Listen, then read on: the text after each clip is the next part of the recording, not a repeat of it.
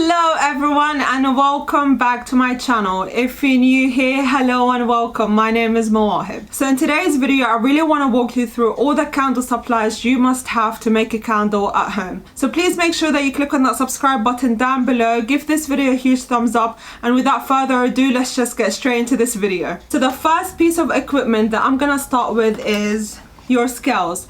So this is what we call a gram scale, and I love this gram scale because you get accurate reading of your fragrance oil. It's not that this scale doesn't give you accurate reading, but because when you measure in fragrance you're measuring a much smaller amount than when you measure in wax. I love this gram scales, you guys. It's the best investment that I've ever done, and I highly recommend that you actually measure your fragrance oil on a gram scale because it gives you a much more accurate reading than when you're measuring such a small amount of fragrance oil on a larger scale.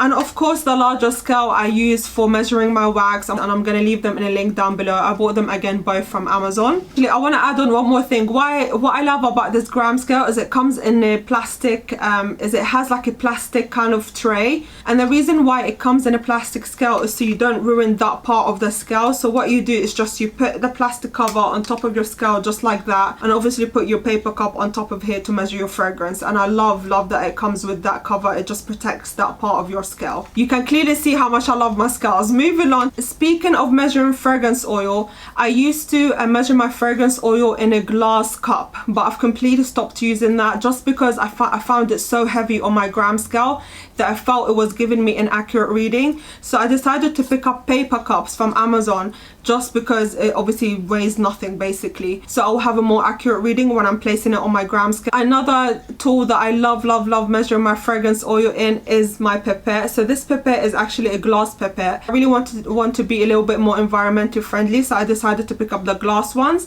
and again it's from Amazon, and the plastic ones are from Amazon, and I love it so much, you guys. I love that I can be in control when I'm measuring my fragrance oil. Again, like I mentioned, that the gram scale is very sensitive, so if I was to pour just a tiny bit of fragrance oil, I sometimes pour too little or too much, and I love that I can be in control when I'm measuring fragrances with this beautiful tool. Another piece of equipment that you will need is of course your pouring jug. You're gonna need a pouring jug to measure your wax and to also pour your fragrance oil in. When I first started candle making, this is the pouring jug that I started with. I bought this in a candle kit. If you're interested in what candle kit that I bought when I first started candle making, I'll pop it down below. I didn't actually buy my candle kit from a candle supplier. I actually picked it up when I went to a candle making workshop. But that's what I basically started with, and as I started getting more confident in making candles and I started making more candles, I decided to upgrade to a bigger pouring jug, and I think this is 2 liters. I also want to give you an alternative if you do want to keep your costs at a minimum. A pouring jug that you'll find at home, you can use this for measuring and melting your wax, and of course when you measure your wax, melt your wax and pour your fragrance oil in, you're gonna need a tool to mix. I also got this in my candle making kit, and I love this so much.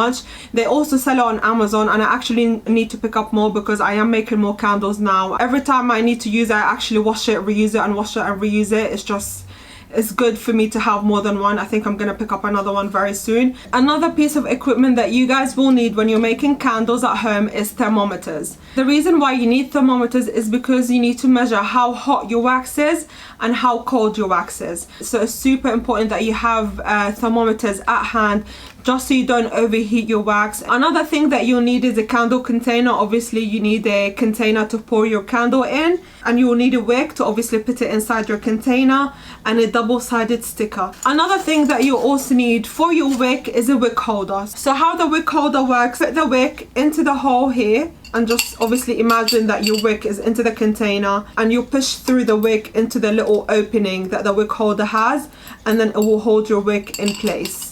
When I first started candle making, I never bought wick holders straight away. I actually used to use pencils, chopsticks, and also pegs to center my wick. So once you start getting the hang of candle making, then you can go ahead and buy a wick holder, but whatever you have at home to center the wick should work fine. Chopsticks used to work fine with me, but the reason why I love the wick holder so much because I'm sure that my wick is in the middle. When I used to use pens or chopsticks to center my wick, it used to always be off center. When I started using wick holders, I I started getting, my wick started to be in the center a lot more than when I first started. But obviously practice makes perfect. Another thing that you'll need, which I'm sure all of you have, is a pan. The reason why you need to use a pan is because you need to use the double boiler method to melt your wax. So if you've never heard of the double boiler method, what it is basically is you fill up your pan with water and then you pop your wax into the water for it to melt the wax. And the reason why we melt wax that way is because you don't want to overheat your wax. So what happens when you overheat your wax is your wax actually starts to discolor. So using the double boiler actually keeps your wax from overheating very quickly, which is why it's not recommended that you melt your wax in a microwave or straight onto the stove. And last but not least, after you've made your candle, after you've measured your wax, your fragrance oil, you've mixed your wax and your fragrance oil to pour into your candle container, if you want to go ahead and take it a step further, if you want to start a business with candle making, and it's not only making a candle for family or friends, then you're gonna need a notebook. What you need a notebook for is to basically carry out testing. So what I mean by testing is, for example, you're gonna need to test different wick series and if it will work for your wax and your fragrance oil. You're gonna see if it's giving you a good hot throw or a good cold throw. You're gonna see if your wick is mushrooming or it has a high flame. I'll get into the details of a hot throw, cold throw in a whole another video. If you do want to take candle making into a business, then it's important for you to pick up a notepad just to keep note of all the testing that you've made. Alright you guys, so that is all the equipment that I have to share with you to make a candle from home. I hope you guys enjoyed this video and I helped you guys a little bit on where to start. Everything that I've mentioned in this video will be linked in the description down below.